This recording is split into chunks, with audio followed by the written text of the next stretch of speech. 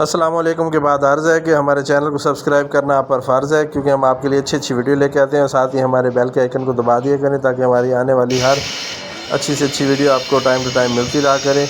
और जी, आज हम आपके लिए लेके आए हैं काला देसी इंजन, जिसको ट्रैक्टर की सलफ फिट की है, बैटरी से स्टार्ट होता है। ये आपकी आंखों के सामने हो रहा है।